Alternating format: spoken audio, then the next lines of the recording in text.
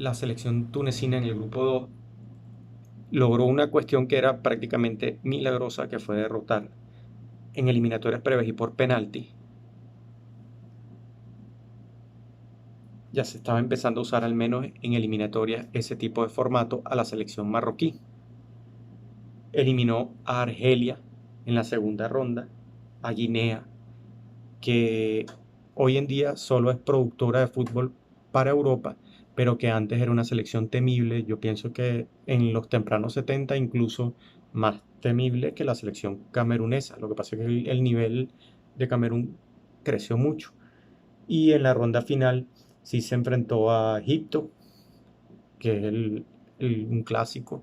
Ya había alzado copas africanas y fue el primer mundialista. Lo que pasa es que no lo hizo por eliminatoria y es el equipo que había llegado hasta ese momento más lejos en Juegos Olímpicos, pero eso fue en los tempranos años 20 y principios de los años 30.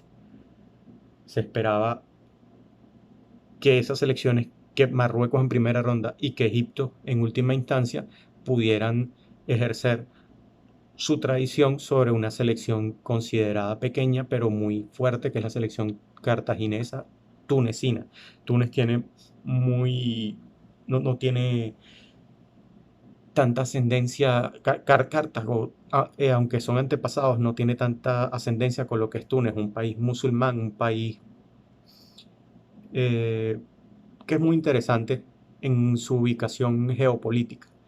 Pero estamos hablando como selección, las selecciones tunecinas se adaptan mucho a los entrenadores europeos. No solamente estoy hablando de fútbol y por eso los puedes ver en mundiales de balonmano, de voleibol. Ha sido fácil que sus federaciones sean representativos de África en los deportes de conjunto. Y mucho tiene que ver con esta clasificación en el 1900, esta milagrosa clasificación en el Mundial del 78, que se corona con algo bien interesante.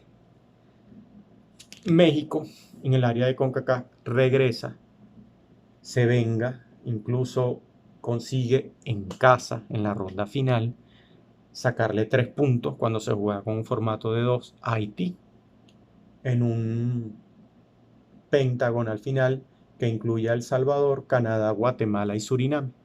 Surinam hereda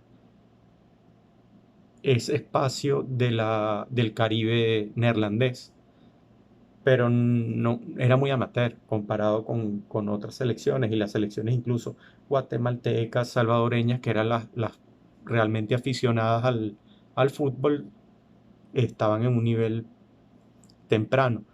Canadá, en representación de Norteamérica, fue un equipo que peleó mucho y se le dio fue en 1986. Estados Unidos sí estaba negado a la idea de competir futbolísticamente. El fútbol fue aislado por ser una cuestión muy occidental y los americanos deseaban mucho promover sus deportes, pero no lo supieron en realidad expandir, porque ni siquiera el baloncesto, que sí es totalmente americano, lo pudieron expandir porque quien lo hizo fue el olimpismo.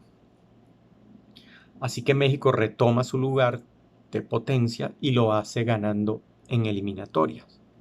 Lo que pasa es que el mundial a México le quedó grande y eso fue por un cambio de mentalidad. ¿Ok?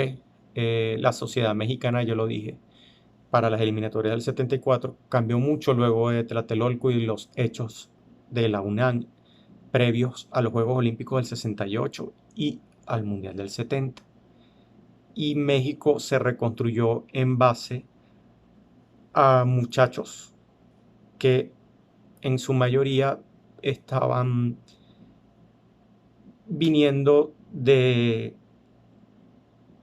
área universitaria, querían cambiar una cultura tradicional y adaptarla a un México en una Sudamérica conflictiva, en una Sudamérica en subdesarrollo, para convertir a un México desde el punto de vista futbolístico en algo más, en un país que tuviera un proyecto mucho más interesante en el futuro. El Mundial le pega bastante a México.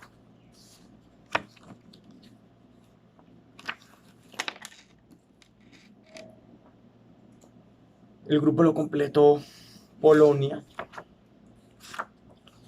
Los polacos llegan tras el mundialazo del 74, pero lo importante es, en eliminatorias llegan de derrotar a un Portugal que estaba muy lejos del 66, pero esta selección portuguesa del 78 era muy combativa, tenía jugadores adaptados